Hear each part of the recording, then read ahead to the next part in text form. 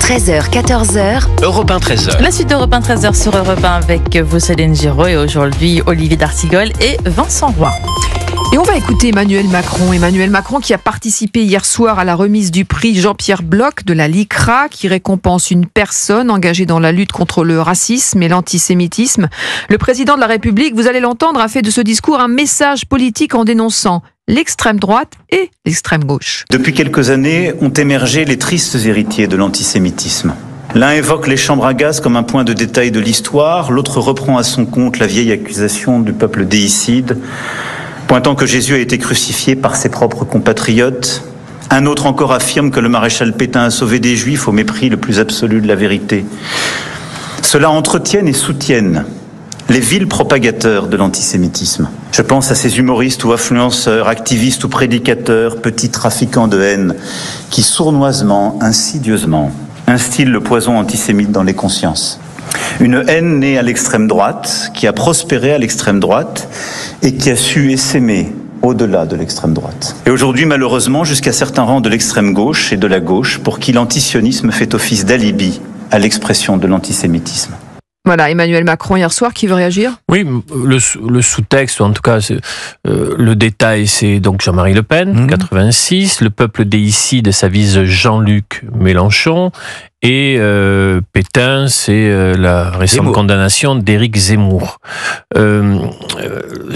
J'ai du mal avec le verbe d'Emmanuel Macron sur ce sujet-là, car d'affaire en affaire, avec ce poison antisémite qui se répand dans les actes ou dans les propos, je trouve que le président est un commentateur.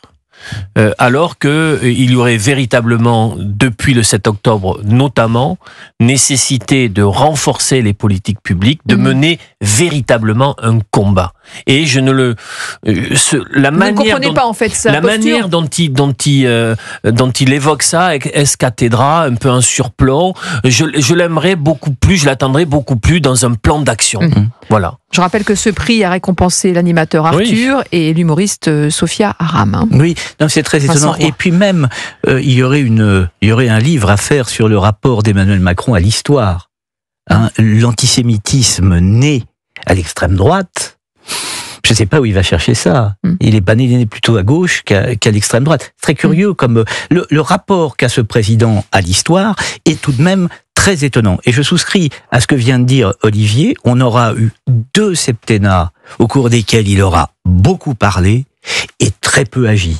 Comment peut-il tenir ce type de discours en n'ayant pas, par exemple, manifesté de la marche contre l'antisémitisme. Voilà, il n'était pas aux côtés des Arthur et autres au cours de cette marche. Donc, à chaque fois, dès qu'il s'agit d'agir, de prendre des mesures, de trouver l'antidote à ce poison de l'antisémitisme, et il faut bien reconnaître, il n'est pas là. Et j'attire l'attention sur le magnifique discours d'Arthur, qui parle de sa peur intime. Et qui a une phrase très importante où il dit, pour ceux qui n'ont pas cette religion, je ne vous demande pas de prendre ma place, mais je vous demande de ne pas vous défausser. Parce qu'on se rend compte qu'après une actualité marquée par l'antisémitisme, c'est très souvent des représentants de la communauté juive qui interviennent, et souvent dans les premières heures, dans un splendide isolement. Puis après, les réactions arrivent. Ça, faut arrêter avec ça. Parce que quand il est question d'antisémitisme, il est question de nous tous. Emmanuel Macron qui dans ce discours tape clairement sur la gauche, l'extrême droite, mais n'évoque jamais l'antisémitisme islamiste. Mais non, c'est toujours sa ligne. C'est pour ces mêmes raisons qu'aujourd'hui il se tait sur l'antisémitisme islamiste et qu'il n'est pas allé à la marche contre l'antisémitisme. Parce que il a une communauté musulmane à soigner. Je ne vois pas d'autres explications. C'est-à-dire que le sujet est si sensible qu'il préfère ne pas. C'est presque avec la manière qu'il a de procéder, c'est presque un impensé.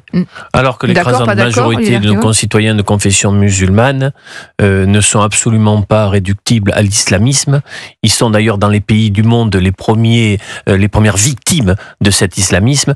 Donc c'est un mauvais raisonnement que de penser qu'ils pourraient perdre quelque chose sur ce terrain-là. Il faut véritablement mener le combat.